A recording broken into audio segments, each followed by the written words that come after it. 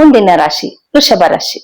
ವೃಷಭ ರಾಶಿಯವ್ರದ್ದು ಹೇಗಪ್ಪ ಇದೆ ಈ ತಿಂಗಳಲ್ಲಿ ಅಂತಂದ್ರೆ, ಜುಲೈ ತಿಂಗಳು 1ನೇ ತಾರೀಕಲ್ಲಿ ನಿಮ್ಗೆ 12ನೇ ಮನೆ ಅಧಿಪತಿ ಕುಜಗ್ರಹ ಬಂದು ನಿಮ್ಗೆ ನಿಮ್ ರಾಶಿಯಲ್ಲಿ ಕೂತಿರ್ತಾನೆ. 12ನೇ ಮನೆ ಅಧಿಪತಿನು ಮತ್ತೆ 7ನೇ ಮನೆ ಅಧಿಪತಿನು ಕುಜಗ್ರಹ ನಿಮ್ ರಾಶಿಯಲ್ಲಿ ಕೂತ್ಕೊಂಡಾಗ ಏನಂದ್ರೆ ಅನ್ನೆಸೆಸರಿ ಖರ್ಚುಗಳು ಜಾಸ್ತಿ, ನಿಮ್ಮಲ್ಲಿ ನೀವು ಖರ್ಚುಗಳನ್ನ ಜಾಸ್ತಿ ಮಾಡ್ಕೊಂತೀರಾ. 12ನೇ ಮನೆಯವನು ಅಂದ್ರೆ ಮತ್ತೆ ಆಸ್ಪತ್ರೆ, ಬೇಡದೇ ಇರೋ ಖರ್ಚುಗಳು ಎಕ್ಸ್ಟ್ರಾ ಬರ್ತಾ ಇರುತ್ತೆ, ನೀವ್ ಅನ್ಕೊಂಡೇ ಇರಲ್ಲ ಆ ತರ ಖರ್ಚುಗಳು ಎಕ್ಸ್ಟ್ರಾ ಬರ್ತಾ ಇರುತ್ತೆ. ಅದ್ರಲ್ಲೂ ಕೂಡ ನಿಮ್ಗೆ 2ನೇ ಮನೆಯಲ್ಲಿ ರವಿ ಗ್ರಹ ಇರ್ತಾನೆ. ರವಿ ಗ್ರಹ ಇದ್ದಾಗ ಏನಪ್ಪಾ ಆಗುತ್ತೆ ಅಂತಂದ್ರೆ, ಸ್ವಲ್ಪ ಮಾತಲ್ಲಿ ಸ್ವಲ್ಪ ರಫ್ನೆಸ್ ಜಾಸ್ತಿ ಆಗುತ್ತೆ, ಮಾತು ಮುಂಗೋಪ ಜಾಸ್ತಿ ಬರುತ್ತೆ.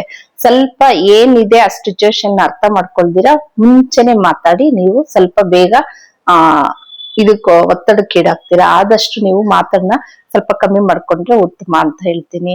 ಅದರಲ್ಲೂ ನಿಮ್ಗೆ 3ನೇ ಮನೆಯಲ್ಲಿ ಗುರು ಗ್ರಹ ಮತ್ತೆ ಶುಕ್ರ ಗ್ರಹ ಎರಡು ಇರ್ತಾನೆ. ಶುಕ್ರ ಬಂದು ನಿಮ್ಗೆ 5ನೇ ತಾರೀಕು ಕಳೆದ ನಂತರ 4ನೇ ಮನೆಗೆ ಬರ್ತಾನೆ. 4ನೇ ಮನೆಗೆ ಬರೋವರೆಗೂ ಸ್ವಲ್ಪ ರಾಶಿಯಾಧಿಪತಿ ಶುಕ್ರ ಗ್ರಹ ನಿಮ್ಗೆ 3ನೇ ಮನೆಯಲ್ಲಿದ್ದಾಗ ಸ್ವಲ್ಪ ಸುತ್ತಾಟ ಜಾಸ್ತಿ ಆಗಿರುತ್ತೆ, ಕೆಲ್ಸಕ್ಕೋಸ್ಕರ ಅಲ್ದಾಟ ಜಾಸ್ತಿ ಆಗಿರುತ್ತೆ. ಅದೇ 6ನೇ ಮನೆ ಅಧಿಪತಿನೂ ಅವನೇ ಆಗಿರೋದ್ರಿಂದ 5ನೇ ತಾರೀಕು ಕಳೆದ ನಂತರ ನಿಮ್ಗೆ ಶುಕ್ರ ಚೇಂಜ್ ಆದಾಗ ನಿಮ್ಗೆ ವೃಷಭ ರಾಶಿಯವರಿಗೆ ಸ್ವಲ್ಪ ಮನ್ಸಿಗೆ ನೆಮ್ಮದಿ ಇರುತ್ತೆ. ಸ್ವಲ್ಪ ಯಾಕೆ ಅಂತಂದ್ರೆ ಅದ್ರ ಒತ್ತಡ ಕಮ್ಮಿ ಇರುತ್ತೆ ಕೆಲ್ಸದಲ್ಲಿ ತಿರ್ಗಾಡೋಂಥದ್ದು.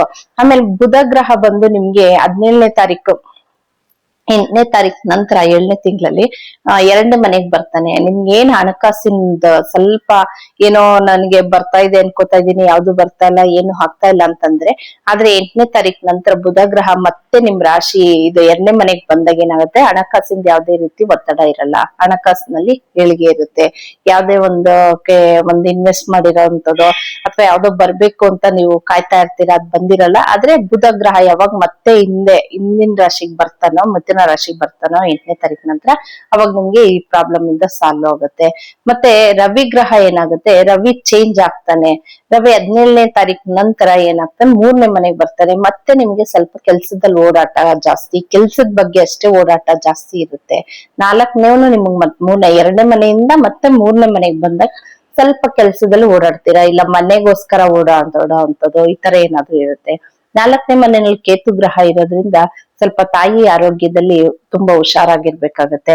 ಅದ್ರಲ್ಲಿ ಮನೆಯದೇನಾದ್ರೂ ರಿಪೇರಿ ಮಾಡಿಸುವಂಥದ್ದು, ಇಲ್ಲ ವಾಹನ ರಿಪೇರಿ ಬರೋಂಥದ್ದು, ಸಡನ್ ಆಗಿ ಏನಾದ್ರೂ ಒಂದಕ್ಕೆ ದುಂದು ವೆಚ್ಚ ಆಗ್ತಾನೆ ಇರುತ್ತೆ ನಿಮ್ಗೆ ಈ ತಿಂಗಳಲ್ಲಿ. ಯಾಕೆಂದ್ರೆ 4ನೇ ಮನೆಯಲ್ಲಿ ಕೇತು ಇದ್ದಾನೆ. ಇಲ್ಲಿ 12ನೇ ಮನೆ ಅಧಿಪತಿ ಕುಜ ಗ್ರಹ ಬಂದು ನಿಮ್ ರಾಶಿಯಲ್ಲಿ ಕೂತ್ಕೊಂಡಿರ್ತಾನೆ. ಮತ್ತ 10ನೇ ಮನೆಯಲ್ಲಿ ರಾಹು ಗ್ರಹ ಇರ್ತಾನೆ. ರಾಹು ಗ್ರಹದಿಂದ ಕೆಲ್ಸದಲ್ಲಿ ಯಾವುದೇ ರೀತಿಯ ಒತ್ತಡ ಇರಲ್ಲ. ದಶಾ ಭುಕ್ತಿಗಳೇನಾದ್ರೂ ನೋಡ್ಕೊಳ್ಳಿ. 11ನೇ ಮನೆಯಲ್ಲಿ ಶನಿ ಗ್ರಹ ಇರೋದ್ರಿಂದ ನಿಮ್ಗೆ ಯಥೇಚ್ಛವಾಗಿ ಹಣದ ಯಾವುದೇ ರೀತಿ ತೊಂದರೆ ಇರಲ್ಲ, ಪ್ರತಿಯೊಂದು ಲಾಭವೇ ಇರುತ್ತೆ. ಅದೇ ಗುರುಗ್ರಹದಿಂದ ಗುರುಬಲ ಕಳ್ಕೊಂಡಿರೋದ್ರಿಂದ ಗುರುದ್ರಿಂದ ಯಾವುದೇ ರೀತಿ ನಿಮ್ಗೆ ಒತ್ತಡ ಆಗ್ಲಿ ಅದರಿಂದ ಯಾವುದೇ ರೀತಿಯಾದ ತೊಂದರೆ ಅಂತೂ ಏನು ಇರೋದಿಲ್ಲ. ಬುಧ ಗ್ರಹ 2ನೇ ಮನೆಗೆ ಬಂದ ನಂತರ ಮತ್ತೆ ನಿಮ್ಗೆ ಹಣಕಾಸಿನಲ್ಲಿ ಏರಳವಾಗಿ ಬರ್ತಾ ಇರುತ್ತೆ. ಹಣಕಾಸಿಂದ ಯಾವುದೇ ರೀತಿ ತೊಂದರೆ ಇರಲ್ಲ, ಫ್ಯಾಮಿಲಿಯಲ್ಲೂ ತುಂಬಾ ಚೆನ್ನಾಗಿರ್ತೀರಾ. ನೀವು ವೃಷಭ ರಾಶಿಯವ್ರು ನೀವೇನಪ್ಪಾ ಮಾಡ್ಬೇಕು ಅಂತಂದ್ರೆ, 4ನೇ ಮನೆಯಲ್ಲಿ ಕೇತು ಗ್ರಹ ಇರೋದ್ರಿಂದ ಆದಷ್ಟು ಕೇತು ಅಂದ್ರೆ ವಿನಾಯಕನ ಆರಾಧನೆ ಮಾಡ್ತಾ ಬನ್ನಿ. ಒಂದು ಗಣೇಶನಿಗೆ ಒಂದು ಗರ್ಕೆನ ಮನೆಯಲ್ಲಿ ಇಟ್ಟು ಪೂಜೆ ಮಾಡೋಂಥದ್ದು, ಸಾಧ್ಯವಾದ್ರೆ ನಿಮ್ಗೆ ಸಮಯದ ಏನಾದ್ರು ತೊಂದ್ರೆ ಇಲ್ಲ ಅಂದ್ರೆ ಒಂದ್ ದೇವಸ್ಥಾನಕ್ಕೆ ಹೋಗಿ ಒಂದ್ ಅರ್ಚನೆ ಮಾಡ್ಸೋದು ಗಣೇಶನ್ಗೆ, ಇದನ್ನ ಮಾಡ್ತಾ ಬನ್ನಿ. ಆದಷ್ಟು ಕೇತು ಗ್ರಹನ ಆರಾಧನೆ ಮಾಡ್ತಾ ಬಂದಷ್ಟು ನಿಮ್ಗೆ ಶುಭ ಫಲವನ್ನ ಕಾಣ್ತೀರಾ ವೃಷಭ ರಾಶಿಯವರು. ಮತ್ತೆ ವೃಷಭ ರಾಶಿಯವರಿಗೆ ಯಾರಿಗೆ ದಶಾ ಭುಕ್ತಿಯಲ್ಲಿ ಬ್ರಾಸ್ಲೆಟ್ ಬೇಕು, ನಿಮ್ಗೆ ನಕ್ಷತ್ರಕ್ಕೆ ಅಧಿಪತಿಗೆ ಬ್ರಾಸ್ಲೆಟ್ ಬೇಕು, ಪ್ರತಿಯೊಂದು ಯಾವುದೇ ಒಂದು ದಶಾ ಭುಕ್ತಿಗಾಗ್ಲಿ ಆರೋಗ್ಯದ ಸಂಬಂಧಪಟ್ಟಿದ್ದು ಯಾವುದೇ ಒಂದಕ್ಕೆ ನಿಮ್ಗೆ ಬ್ರಾಸ್ಲೆಟ್ ಬೇಕಾದಲ್ಲಿ ಈ ನಂಬರ್ಗೆ ಸಂಪರ್ಕಿಸಿ ನೀವು. ಇದಿಷ್ಟು ಒಂದು ವೃಷಭ ರಾಶಿಯವರ ಮಾಸ ಭವಿಷ್ಯ.